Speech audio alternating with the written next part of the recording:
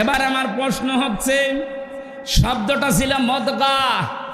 মদগা শব্দ আপনি কম্পিউটারের কাছে যান, এই মদগা শব্দ আরবিতে হোক, ইংরেজিতে হোক, বাংলায় হোক, পৃথিবীর 4,500 ভাষা আছে। যে ভাষায় লিখে ওর ভেতরে দেন, দেখেন মদগা হওয়ার শর্ত বের করে দেবে। চিকিৎসা বিজ্ঞান জানাচ্ছে যদি মদগা বলতে চান 3টা বিষয় লাগবে তার ভেতরে। 1 নম্বরের ভেতরে রক্ত থাকতে হবে। কি থাকবে? এই মায়ের যে রেহেমের ভেতরে বাবার যেটা জমা হয়, এটা কি রক্ত? কি? বীর্য। বলেন বলেন। এর আরবি নাম নুতফা। আরবি নাম কি? এই নুতফাটা 40 দিন পরেই কিন্তু বীর্য হয়ে যায় না। বীর্য পাল্টাতে পাল্টাতে 40 দিনই হয় আলাক।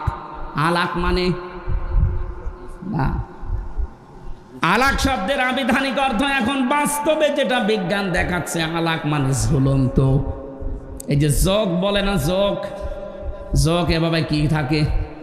ঝুলে থাকে। মায়ের জরায়ুর দেওয়ালের ভেতরে ঠিক যোগের মতো আমরা এভাবে 40 দিন ঝুলেছিলাম। তার আরবি নাম আলাক। ইকরা বিসমি রাব্বিকাল্লাযী খলাক, খলাকাল ইনসানা মিন আলাক। আলাক তার ব্যাখ্যা বিজ্ঞান এখন কম্পিউটারের কাছে। এখানে থাকলে আমি স্ক্রিনে আপনাকে দেখাতে পারতাম কি করে ঝুলি আছে। আমার মনে হয় এভাবে তথ্যগুলো আবিষ্কার করার মাধ্যমে মেডিকেলে যারা ছেলেমেয়েরা ডাক্তারি পড়ছে, এদেরকে যদি এইভাবে আমরা দেখিয়ে বোঝাতে পারতাম, মুসলমান ছাত্র ছাত্রীদের ঈমান আরো বেড়ে যেত। আলাক মানে ঝুলন্ত। 2 নম্বরে আলাক মানে জমাট বাঁধা রক্ত। আলাক মানে 3 নম্বরে যোগ। 99টা অর্থ আছে এই শব্দটার। এতটুকু আল্লাহ শেষ করে দেয়নি, বলে 3 নাম্বারটা জায়গায় যে এটা মদগা হয়। মদগার প্রথম শর্ত হতে হলে ওই 40 দিন 80 দিনের পরে হয়ে যায় ওটা। প্রথমে রক্ত আসবে ওর ভেতরে, 2 নম্বরে চর্বি তৈরি হবে, 3 নম্বরে রাবারের উপরে কামড় দিলে একটা দোড়া কাটা ভাব তৈরি হয়। কি? আপনি রাবারের উপরে কামড় দেন, দেখবেন দাঁত বসে একটা দোড়া কাটা ভাব তৈরি হয়। ওইটা তৈরি হবে এই 3টার সমন্বয়ে যেটা হয়, তার আরবি নাম বলা হয় মদগা। এবার আমার শিক্ষার বিষয় হচ্ছে, আমরা যে বাংলাদেশে আজ 68,000 পীরের দরবার থেকে কথা শুনি যে তোমার কলব পরিষ্কার করা লাগবে। ওরা বলে বাম স্তনের 2 আঙ্গুল নিচে একটা গোস্তের টুকরা আছে, ওইটার নাম কলব। ওটা যদি ধাক্কা মারো জিকির দিয়ে, তাহলে ওটা পরিষ্কার হবে। কি বলে না? আমার প্রশ্ন হচ্ছে, কলব হওয়ার জন্য নবীজি যেটার নাম বললেন, প্রথমে ওইটার নাম শব্দ কি বলেছিলেন? মদগা। আলা ইন্না ফিল জাসাদি, প্রতিটি মানুষের শরীরের ভেতরে গোস্তের টুকরার নাম কি? মদগা। বলেন বলেন। মদগা হওয়ার শর্ত কয়টা? আরো জোরে বলেন। 1 নম্বরে রক্ত থাকবে, 2 নম্বরে চর্বি, 2 নম্বরে, 3 নম্বরে দোড়া কাটা ভাব থাকবে। আপনি আমার উপরে রাগ না করে কোরআন আর হাদিস নিয়ে কম্পিউটারের সামনে বসে গবেষণা করে মিলান। আমি তো আন্দাজে বলছি না, পড়ে বলছি। আমারটা যদি ভুল হয় আপনার মানার দরকার নেই, আপনার বাবারটাই মানেন। কিন্তু আমারটা ভুল প্রমাণ করতে না পারলে আপনার ওই বাবার ব্যবসা বন্ধ করা লাগবে। আমি ব্যবসা বলছি এই কারণে, মদগার সাথে শেষের শব্দটা ছিল আলা ওয়াহিয়াল কলব। নবীজি বলেন ওই গোস্তের টুকরাটার নাম কি? তাহলে মদগা হওয়ার যে শর্তগুলো, এটার নাম যেহেতু কলব, আমরা যেহেতু কলব এই জায়গায় বলছি বাম স্তনের 2 আঙ্গুল নিচে। এবার এখানে আপনি বুক ছিঁড়ে ওইটা গোস্তটা বের করেন, আপনি দেখবেন ওখানে হয়তো রক্ত আছে, গোস্ত আছে, চর্বি পাওয়া যাবে। রক্ত, গোস্ত, চর্বি, কিন্তু দোড়া কাটা ভাব আপনি পাবেন না। 3 নম্বরের শর্ত বিজ্ঞান মিলাচ্ছে। এই যে মাথাটাকেও যদি এই মগজটা ফেলে দেন, উপরের খাপড়ি মগজ বের করে নিয়ে আসেন। এখানে সামনে আছে ফ্রন্টাল লব, অক্সিপিটাল লব, প্যারাইটাল লব, হাউজিং লব। এখানে 70টা জিনিস লাগানো আছে। 70টা জিনিসে 70,000 তার দিয়ে পুরা শরীরে আমার আল্লাহ কভার করছে। এই সামনে যেটা আছে ফ্রন্টাল লব, আমরা মনে করি এইটা দিয়ে আমরা দেখি না, দেখি তো চোখ দিয়ে, কিন্তু এটা প্যারাইটাল লব পেছনে লেখা আছে। পেছনে এই জায়গায় যেটা সেট করা আছে, এখানে তার দিয়ে আল্লাহ ঘুরিয়ে পেছি। আপনি মানুষের এই পুরা চামড়াটা ফেলে দেবেন, দেখবেন বিশাল ইঞ্জিনিয়ারিং কায়দা আল্লাহ বানিয়েছে। কিভাবে যে তার সেট করা, আপনি সেজদা দিতে আল্লাহকে বাধ্য হবেন।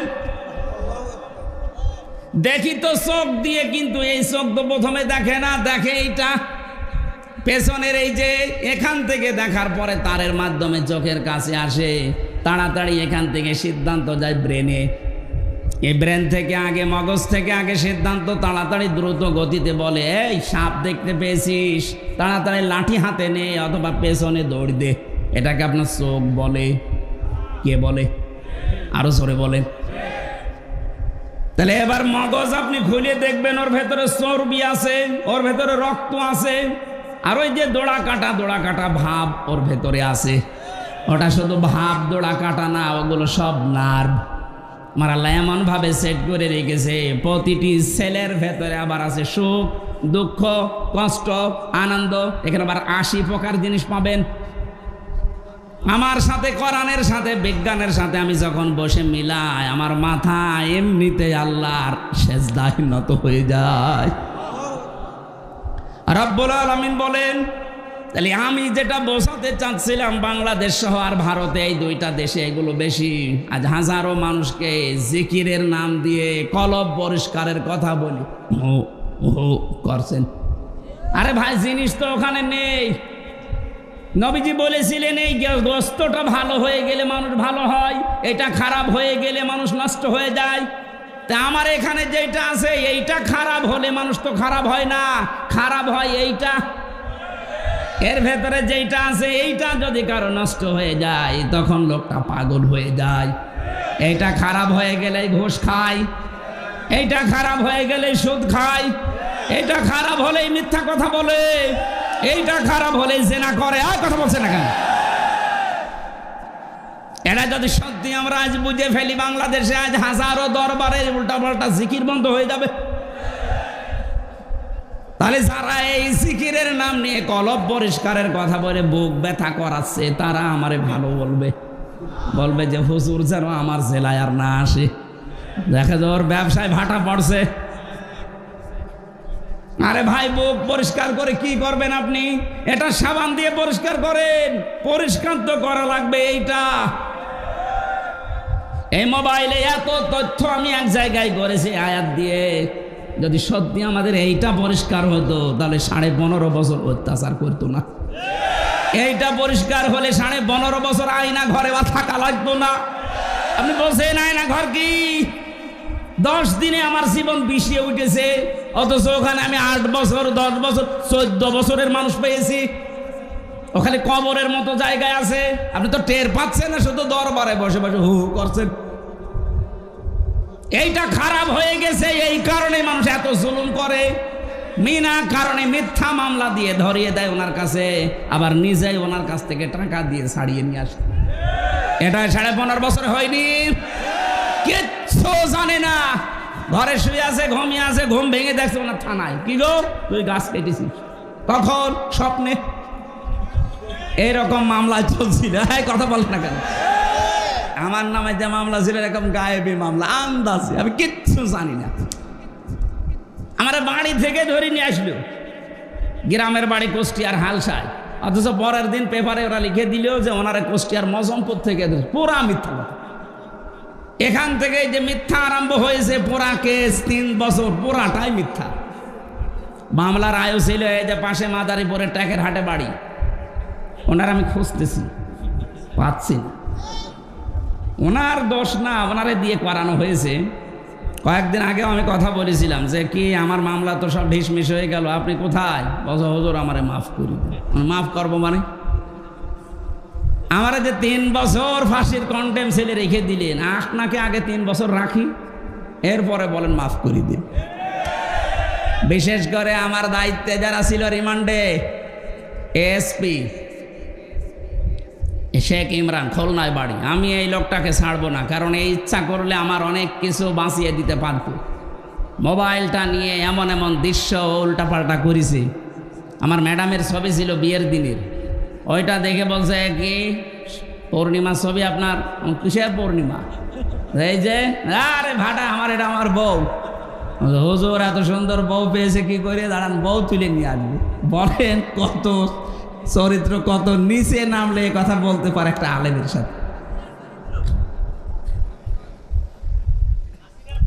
এই সেই কয়জন মানুষ দায়িত্বে ছিল, পুরাটা মিথ্যার উপরে সাজিয়ে 3টা বছর আমার জীবন থেকে কেড়ে নিলেন। কি হয়েছে? এখন তো আপনারা সব পালিয়ে বেড়াচ্ছেন। এদের আমরা আর যাই হই যেন জালেম হয়ে না যাই। মাজলুমের যে কত দুঃখ, কত বেদনা, আল্লাহকে বলা ছাড়া কেউ থাকে না মাজলুমের, এটা আমরা তো প্রমাণিত।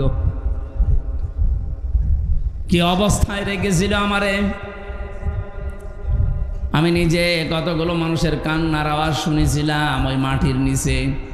কিছু কিছু মানুষের এই যে এত বড় বড় নখ হয়ে গেছে, চুল দাড়ি গপ, মনে হচ্ছে যে জঙ্গল থেকে বেরিয়ে আসতেছে। এত বড় নখ দিয়ে কেউ কেউ দেওয়ালের সাথে খুশিয়ে খুশিয়ে লিখে রাখতো, ভাই যদি বাইরে যেতে পারেন তবে নাম্বারে একটু জানাবেন যে আমি বেঁচে আছি। আমার মন ডাক দিয়ে বলছিল মাঝে মাঝে, ইলিয়াস আলী মনে হয় বেঁচে আছে, কিন্তু এরা 2 বোন পালানোর বছর খানেক আগে ওনাকে মেরে ফেলেছে।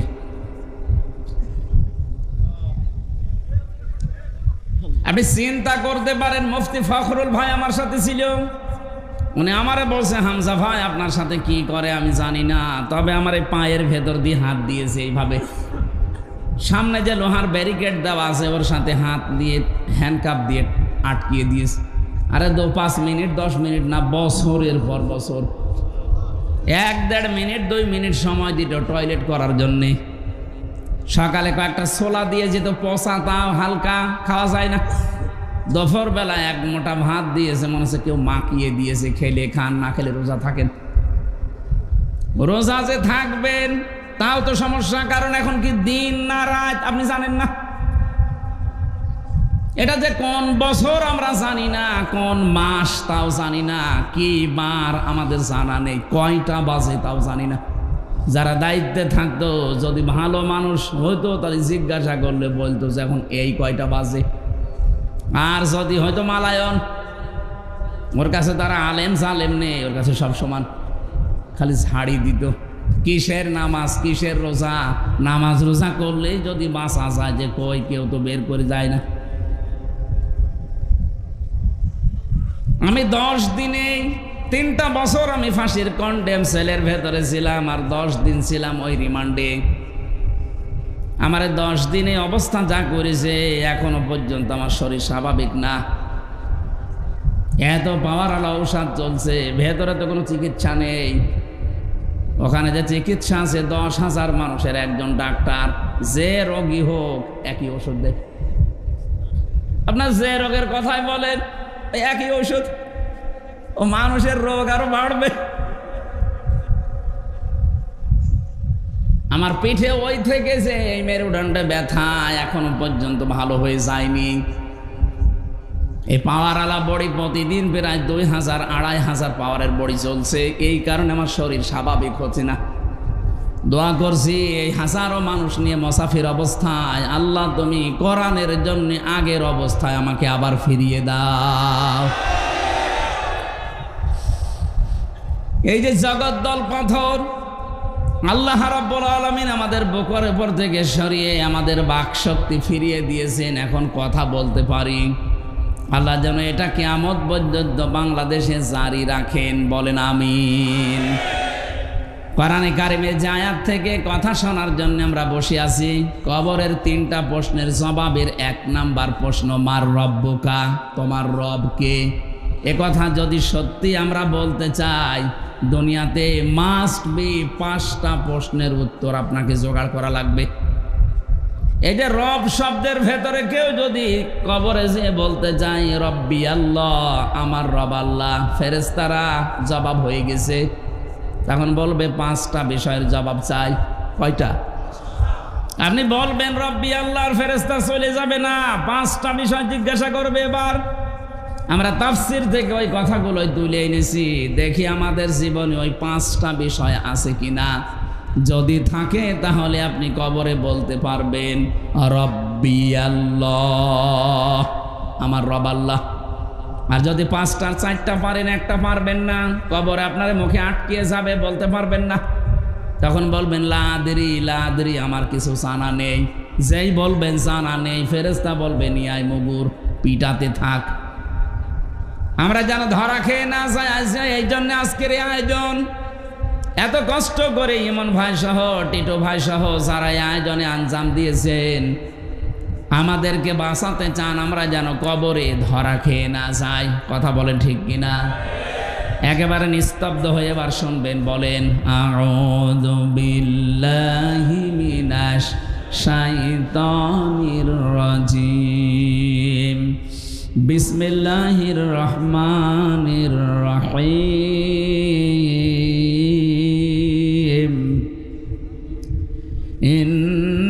ইন্নাল্লাযীনা ক্বালু রাব্বুনাল্লাহ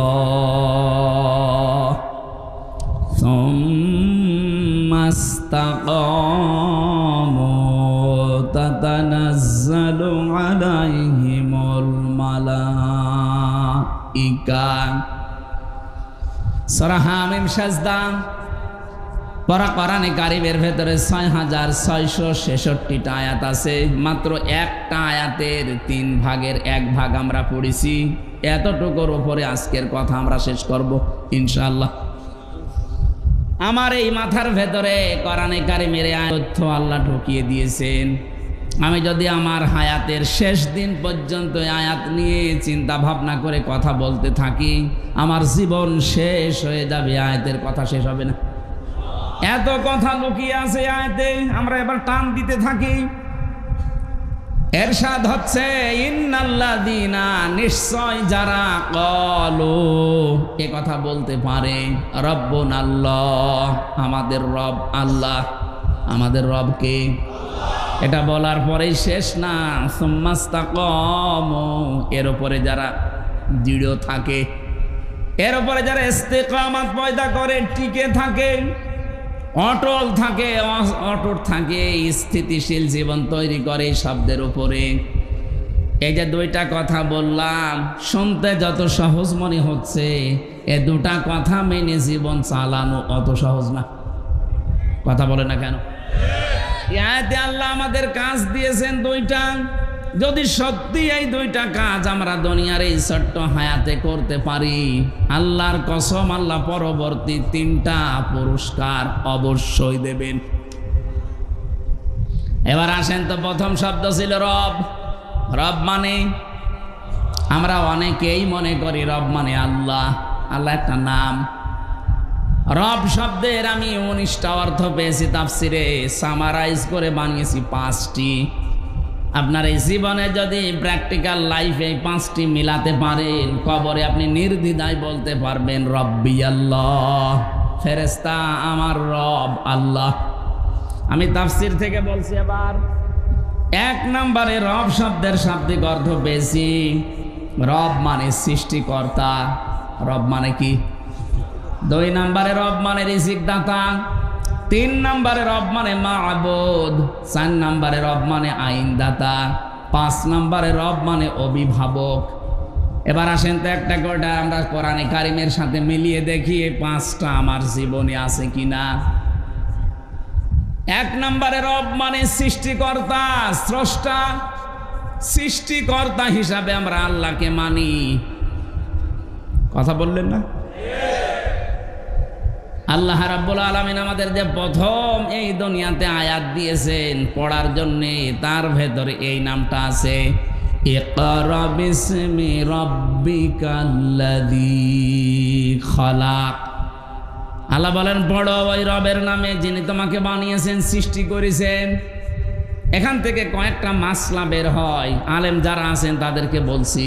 1 নাম্বার, বিশ্ব নবী যেদিন নবুয়ত পান, তিনি 40 বছর বয়সে হেরা গুহায় ধ্যান করেছিলেন একাধারে 3 মাস। 3টা মাস ধ্যান করার পরে তাকে প্রথম আল্লাহ এই শব্দটা দিয়েছেন জিবরাইলকে দিয়ে। ফেরেশতা এসে বলে ইকরা ইয়া মুহাম্মদ, এ মুহাম্মদ সাল্লাল্লাহু আলাইহি সাল্লাম পড়েন। বলেন মা আনা বিকারি, আমি পড়তে পারি না। 3 বার বলার পরেও তিনি বলেন না আমি পড়তে পারি না। ফেরেশতা জিবরাইল যখন বুকের সাথে চাপ দিয়ে বলেন ইকরা বিসমি রাব্বিকাল্লাযী খালাক, হে মুহাম্মদ পড়েন আপনার রবের নামে যিনি আপনাকে বানিয়েছেন। তাফসীরের কিতাবে আছে ফি জিলালিল কোরআনে, মুহাম্মদ রাসূলুল্লাহ 1 সেকেন্ড আর দেরি করেন না, এবার 5টা আয়াত জিবরাইলের সাথে সঙ্গে সঙ্গে পড়েছিলেন। আমার প্রশ্ন হচ্ছে তিনি 3 বার জিজ্ঞাসিত হলেন যে পড়েন পড়েন পড়েন, 3 বারই বললেন মা আনা বিকারি, আমি পড়তে পারি না। 4র্থবার কি এমন বললেন যে তিনি পড়া আরম্ভ করেছেন? শুধু পড়েননি, 5টা আয়াত একাধারে পড়েছিলেন। জবাব, আমি যতগুলো তাফসীর বিশ্ববিদ্যালয়ে থাকাকালীনের সাথে মিলিয়েছি, প্রতিটি মুফাসসির লিখেছেন বিশ্বনবী পড়েছিলেন এই কারণে, কারণ এতক্ষণ জিবরাইল পড়তে বলেছে কিন্তু কার নামে এটা বলেনি। যেই বলেছে রবের নামে পড়েন, নবীজি আর 1 সেকেন্ডটা দেরি করেনি। এটা যেন বলতেই চাচ্ছিলেন ইয়া আখি জিবরাইল, হে ভাই জিবরাইল, বারবার খালি পড়তে বলেন যে কার নামে পড়ব। আমি তো আর গরু ছাগলের নামে পড়তে পারি না, দেবদেবীর নামে পড়তে পারি না, আমি বাবার নামে দাদার নামে পড়তে পারি না। আপনি পড়তে যখন বললেন বিসমি রাব্বিকাল্লাযী খালাক, ওই রবের নামে পড়েন যিনি তোমাকে বানিয়েছে। আমি কিন্তু দেরি করি নাই, আমার উম্মতদেরকে কিয়ামত পর্যন্ত আমি শিক্ষা দিয়ে গেলাম, পড়াশোনা যদি করতেই হয় রবের নামে পড়া লাগবে। বাংলার মুসলমানেরা নিরপেক্ষ দৃষ্টি দিয়ে বলেন তো, এই 15.5 বছরে রবের নামে যতটুকু পড়াশোনা চলতো, দায়িত্বে যারা ছিলেন আরো অধিকাংশ জায়গায় রবের নামটা তুলে দিয়েছিলেন।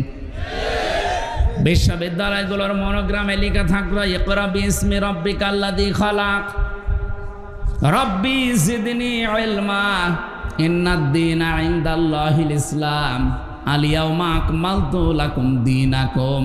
এই শব্দগুলো সবই এই 15.5 বছর আপনারা পাল্টিয়ে ফেলার পায়তারা করেছিলেন। অনেকগুলো জায়গা থেকে পাল্টিয়েও দিয়েছিলেন। পড়া যদি রবের নামে মুসলমান না পড়ে, কে হরের নামে পড়বে বলেন? যতগুলো সূক্ষ্ম ষড়যন্ত্র ছিল এই 15.5 বছরে,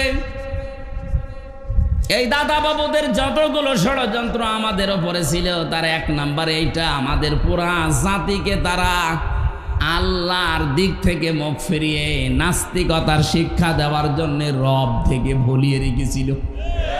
আপনি পড়েন কিন্তু রবের নামে না, আকডম বাগডম ঘোড়াডম সাজে কি পড়বো আমি? হাট্টি মাটিম টিম তারা মাঠে পাড়ে ডিম, কি পড়বো আমি? আপনি তো পড়তে বললে এমন লোকের নামে, এমন সত্তার নামে পড়তে বলবেন যিনি আমাকে বানিয়েছেন। এবার আসেন তো, এই যে খালাক শব্দ, এটা রবের প্রথম অর্থ। রাব্বিকাল্লাযী খালাক, রবকে যিনি বানিয়েছেন, যিনি কি করেছেন? বানিয়েছেন আমাদেরকে কে? রব। বলেন বলেন। আমাদের আদি পিতা যিনি হযরত আদম আলাইহিস সালাম, তাকে শুধু আল্লাহ বানিয়েছেন মাটি দিয়ে। আমাদের কাউকে আল্লাহ সরাসরি মাটি দিয়ে বানাননি, বানিয়েছেন মাটির নির্যাস দিয়ে। হযরত আদম আলাইহিস সালামকে আল্লাহ বানাতে জিবরাইল, মিকাইল, ইসরাফিল 3 ফেরেশতা পাঠিয়েছিলেন জমিনে। একজনও মাটির কান্না দেখে মাটি নিয়ে যেতে পারে নাই। এটা তাফসিরে হাক্কানির ভেতরে আছে। শেষ পর্যন্ত আজরাইল এসে 1 খাবা মাটি নিয়েছিলেন, 1 খামসা। মুফাসসির বলেন 1 খামসার ভেতরে আজরাইলের মাটি ছিল 40 মণ। ফেরেশতাকে বললেন নিয়ে যখন এসেছো বানাও। তার সাথে 70,000 ফেরেশতাকে আল্লাহ সহযোগী বানিয়ে হযরতে আদমের এই দেহটা বানিয়েছিলেন শুধু 60 হাত লম্বা, 120 হাত লম্বা, 60 গজ, 36 হাত মোটা। বিশাল দেহ বানিয়েছে ফেরেশতারা ওই এক মোট মাটি দিয়ে। আল্লাহ রাব্বুল আলামিন বলেন, থাক, এবার যে চেহারা এটা আমি আল্লাহ নিজে বানাবো। কে বানিয়েছে?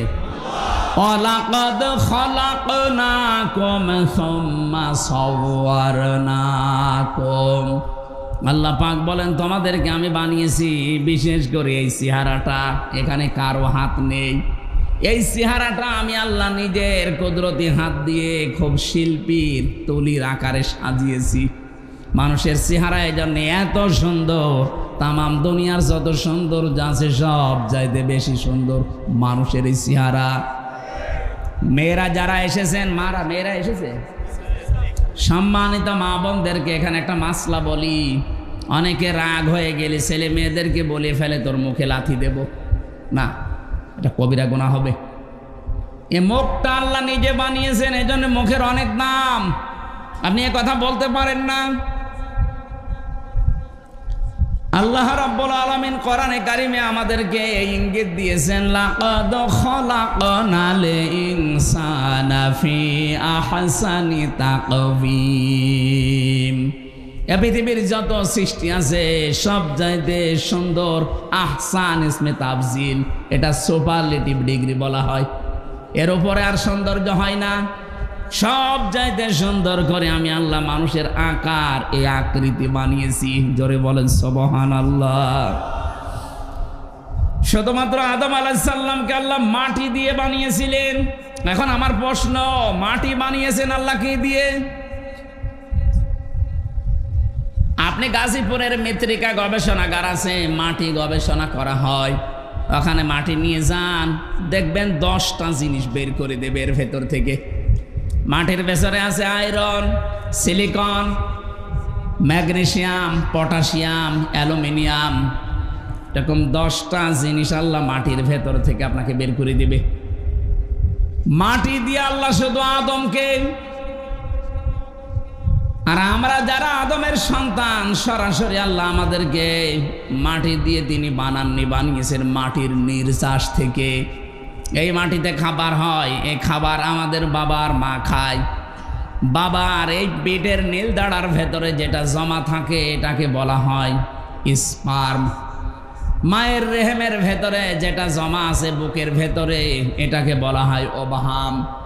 খাবার দুইজনেই খাচ্ছে, দুইজনের দুইটা জিনিস তৈরি হয়, একটা ওভাম আর একটা স্পার্ম। এই দুইটাকে একসাথে বিজ্ঞানের ভাষায় বলা হয় জাইগট। আল্লাহ রাব্বুল আলামিন বলেন, ফালিয়ানজুরিল ইনসানু মিম্মা খুলিকা মিম্মা দাফিক। মানুষকে একটু নজর করে না, এই যে একটা দুর্বল জায়গায় আঘাত দিয়েছে। আপনি যে অহংকার করেন, এই জন্য আল্লাহ এমন জায়গায় আঘাত দিয়েছেন যে অহংকার সব মাটির সাথে মিশে যাবে। কি নিয়ে অহংকার করো?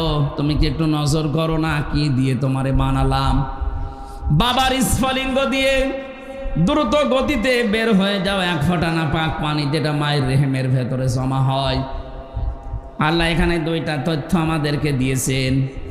এক নম্বরে, ইয়াখরুজু মিন বাইনিস সুলবি ওয়াত তারাইব।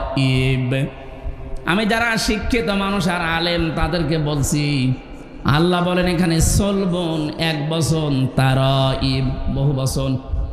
তাফসিরের ভাষায় পড়েছি, সলবন বলা হয় মেয়েদের লজ্জাস্থানকে, আর তারাইব বলা হয় ছেলেদের লজ্জাস্থানকে।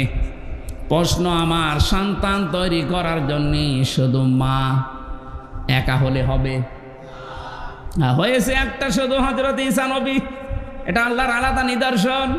তাছাড়া স্বাভাবিকভাবে পৃথিবীতে আজ পর্যন্ত কোনো মা একা দুনিয়ায় সন্তান আনতে পারেন নাই।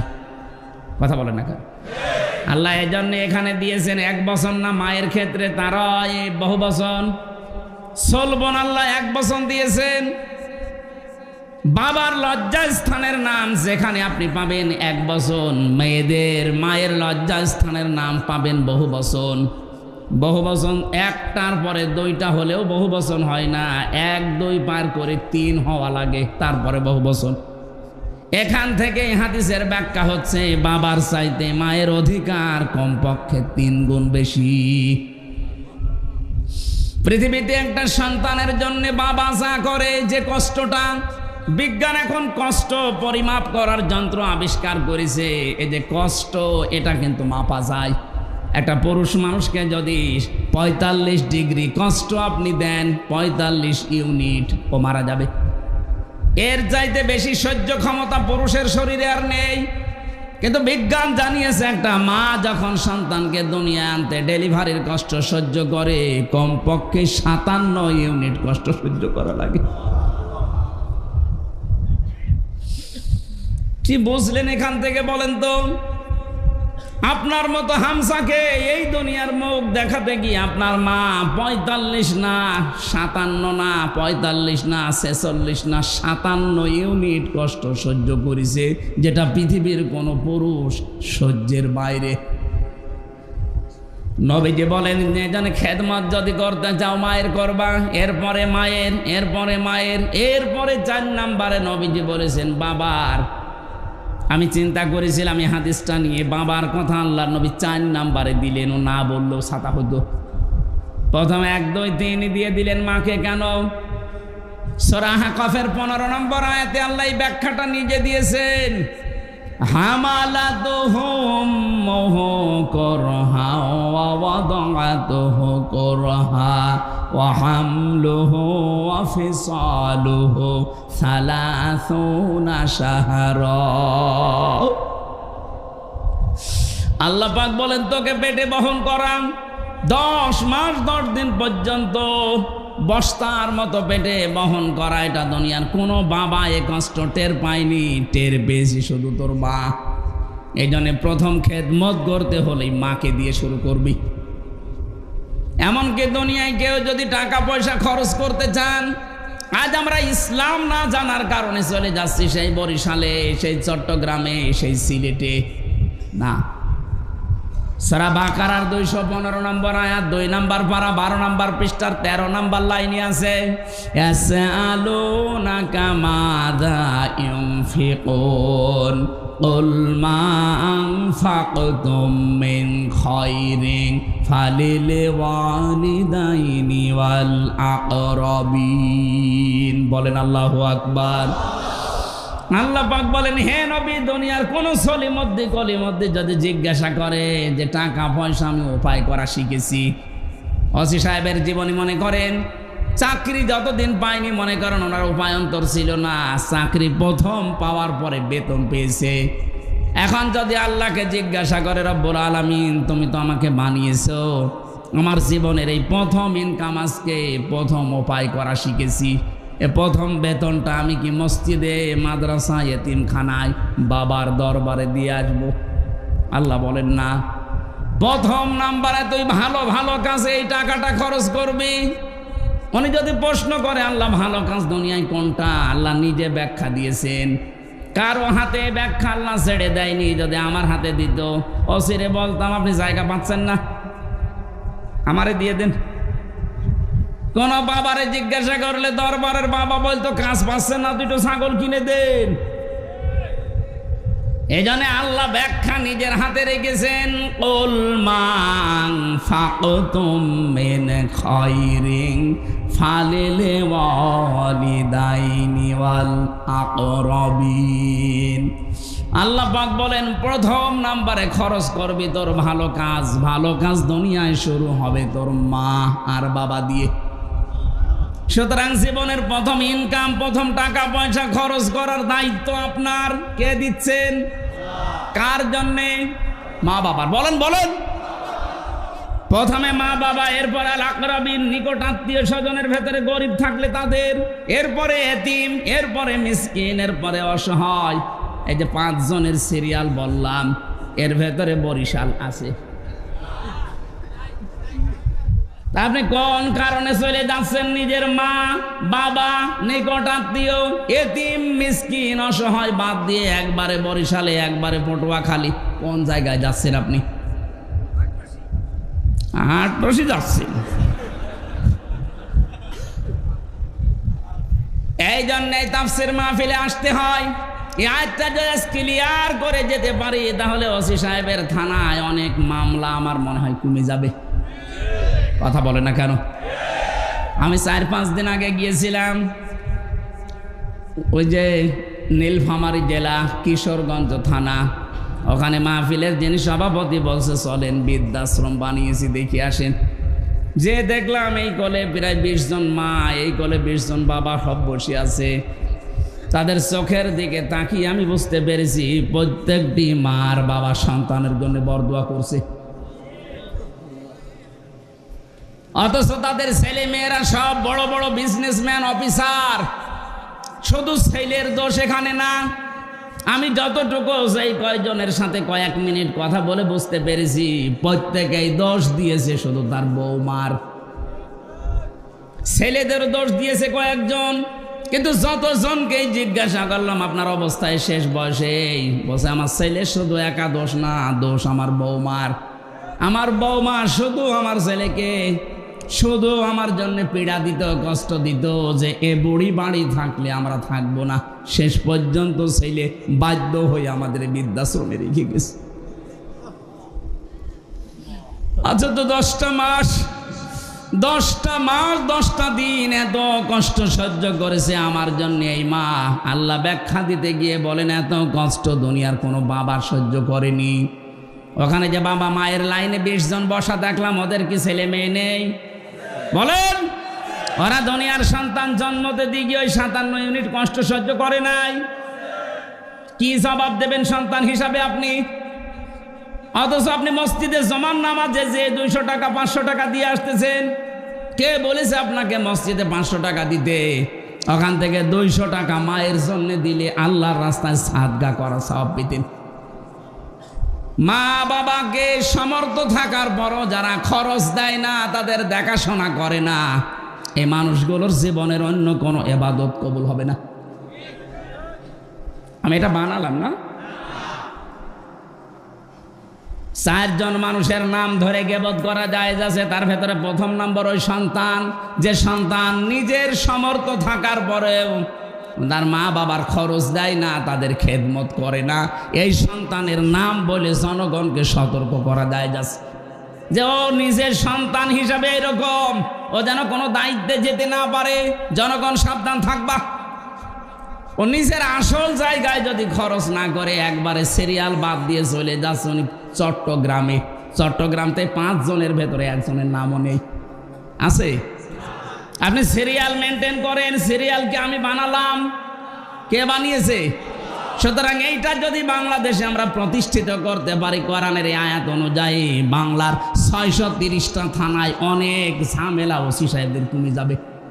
প্রতিদিন এরকম মা বাবার বিচারি করা লাগে মনে হয় 10-12টা করে। কত বড় গুরুত্ব দিয়েছেন আল্লাহ, নিজে ব্যাখ্যা করছেন। পুরা কোরআন পড়ে আমি এত ব্যাখ্যা দুনিয়ার কারো নামে পাইনি যত ব্যাখ্যা আল্লাহ দিয়েছেন মা আর বাবার নামে। আল্লাহ রাব্বুল আলামিন 2 নম্বরে জানিয়েছেন তোর মা, তোর এই দুনিয়াতে ডেলিভারি কষ্টময় যে কষ্টটা পেয়েছে এটা তোর বাবা পায়নি। 3 নম্বরে কমপক্ষে 2 বছর পর্যন্ত দুধ খাওয়ানো লাগে সন্তানকে, এটা পৃথিবীর কোনো বাবা টের পায় না, যত কষ্ট সব মায়ের। আমার এই 63 দিন আগে একটা মেয়ে হয়েছে, রাতে আমার মনে হয় 24 ঘন্টার এই 12 ঘন্টা রাতে 8-9 বার তার জন্য খালি দুধ খাওয়াতে ওঠানো লাগে। অথচ এই দুধ খাওয়ানোর দায়িত্ব কিন্তু আমার বউর না, ও দায়িত্ব আমার। এটা আমি বানালাম না। কোরআনে কারিমে আল্লাহ জানিয়েছেন ওয়ালিদাতু ইরদিউনা আওলাদাহুন্না হাওলাইনি কামিলাইনি লিমান আরাদা ইয়াতিম্মার রাদা। সূরা বাকারা 2 নম্বর পারা 17 নম্বর পৃষ্ঠার 1ম নম্বর লাইনের 231-32 নম্বর আয়াত। ভালো করে মিলাবেন যারা জ্ঞানী মানুষ আছেন। আল্লাহ পাক বলেন আমি দায়িত্ব দিয়েছি। এখানে কিন্তু লিমান আরাদা ইয়াতিম্মার রাদা শব্দটা মুযাক্কার, মুয়ান্নাস না। মেয়েদের নাম আল্লাহ দেয়নি, পুরুষের নাম দিয়েছেন। যে সন্তানকে 2 বছর দুধ খাওয়ানোর দায়িত্ব বাবার না মায়ের? কোথায় পেয়েছেন মায়ের আন্দাজে? এখানে হুজুর বসে নেই। শব্দটা বললাম মুযাক্কার, পুরুষ। মায়ের নাম আল্লাহ দেয়নি। লিমান আরাদা, লিমান আরাদা আইয়তিম্মার রাদা, এর যত কষ্ট স্বীকার করা লাগবে, যত অর্থনৈতিক সাপোর্ট দেওয়া লাগবে, সব বাবার। মায়ের কোনো দায়িত্ব নেই। মা যদি সন্তানকে দুধ পান নাও করায় গুনাহ হবে না, কিন্তু বাবা যদি দায়িত্ব পালন না করে তার গুনাহ হবে। এখন মায়েদের যেহেতু আল্লাহ মেশিন পত্র দিয়েছে, আমাদের দেয়নি। আমাদের আছে।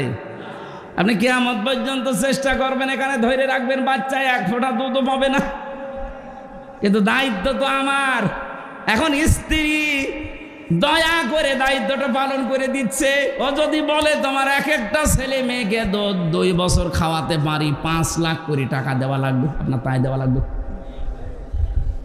আমার মনে হয় মাইকে বলা এটা ঠিক হইল না, কারণ আমার ম্যাডাম এখন লাইভ দেখছে। ও ছাতা বাড়ি গেলেই বলবে টাকা দাও, নাই তো তোমার মেয়ে না। আমি তো একটা বিপদে পড়ে যাব না, এটা বলে ফেললাম না, আমি আর ভাইকে বলবো না।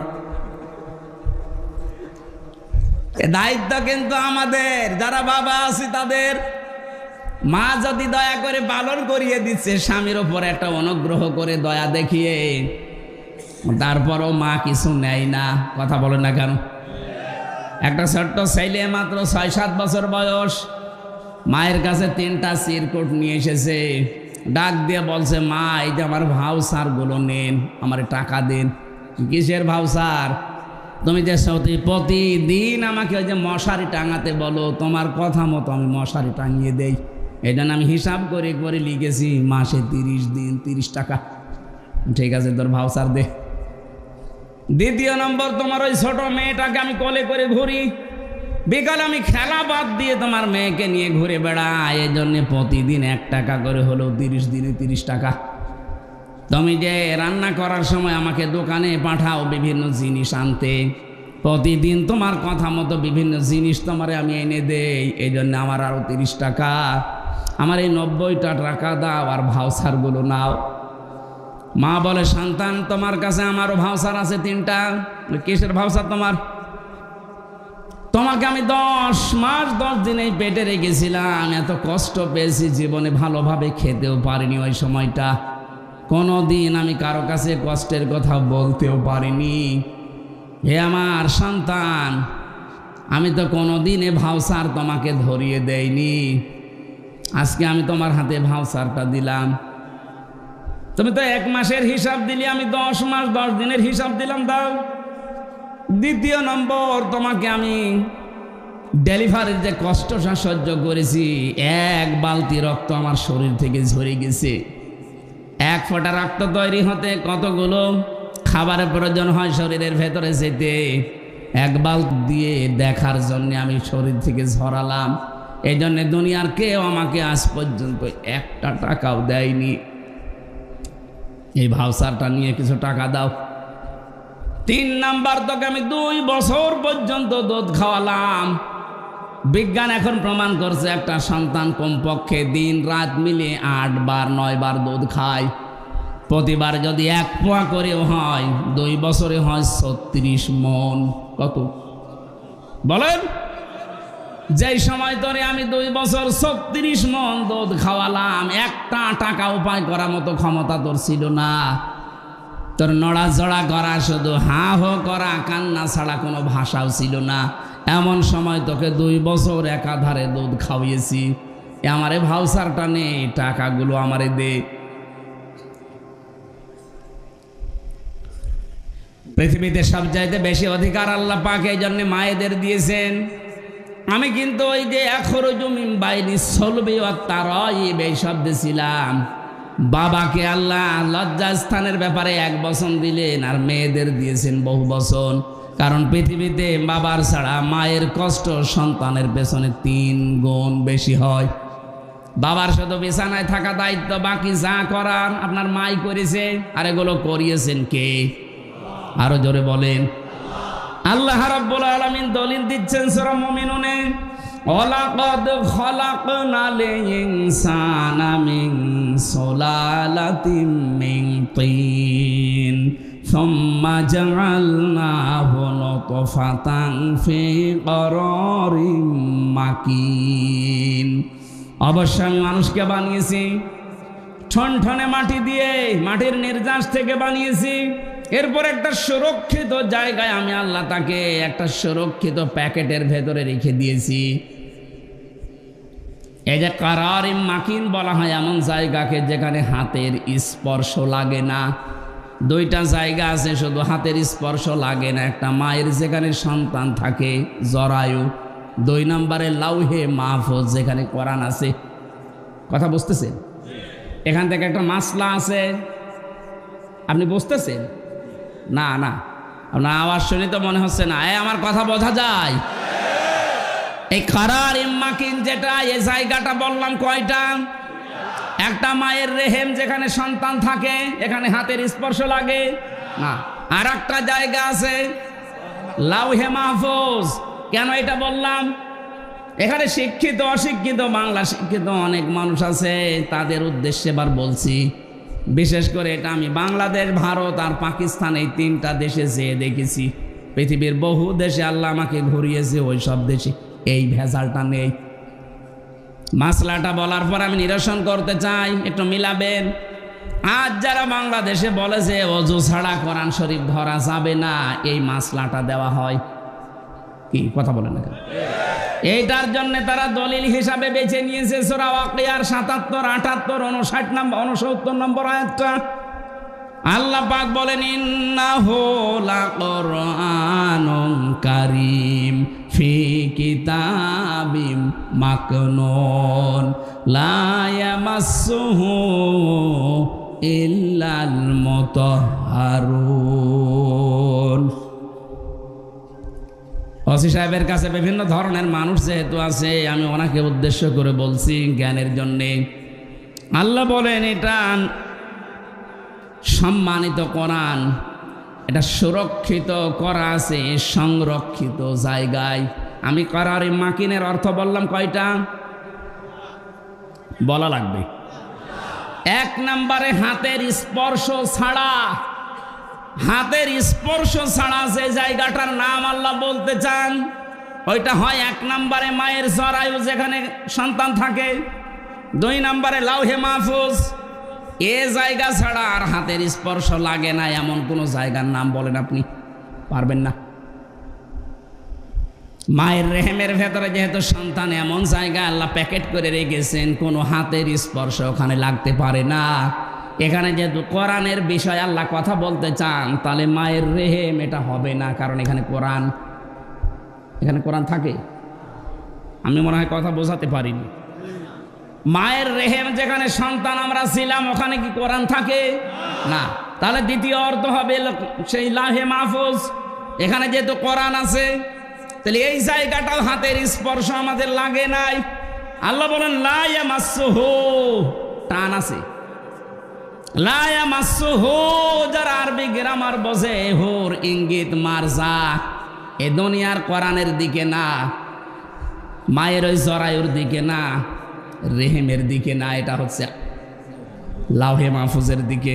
আল্লাহ বলেন লা ইয়ামাসসুহু, ওই কোরআন স্পর্শ করে না ইল্লাল মুতাহহারুন, মুতাহহারুন ছাড়া।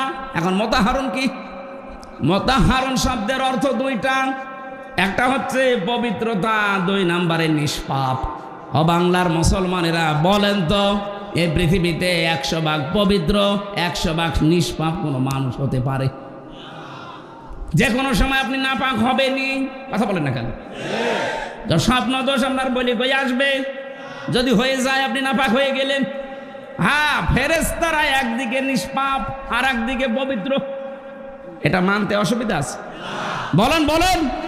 তাহলে আল্লাহ এই আয়াতগুলো দিয়ে ইঙ্গিত দিয়ে যেটা বোঝাতে চাই, এই কোরআন শরীফ না, ওটা লাউহে মাহফুজের কোরআন। যে ওখানে যারা ধরে ওরা একদিকে পবিত্র আর একদিকে নিষ্পাপ। অথচ এটা আমরা চাইনি দুনিয়ার দিকে মিলিয়ে কোরআন থেকে জাতিকে দূরে সরিয়ে রাখার একটা সূক্ষ্ম ষড়যন্ত্র। হ্যাঁ, আমি আপনাকে বলছি আরবি টু আরবি যেটা কোরআনের আকর্ষণের জন্য, সম্মানের জন্য আপনি ধরবেন না। যদি গোসল ফরজ হয়ে যায়, স্বামী স্ত্রীর ব্যবহার, স্বপ্ন দোষ, এরকম কোন গোসল ফরজের কাজ হয়ে গেলে আরবি কোরআন ধরবেন না।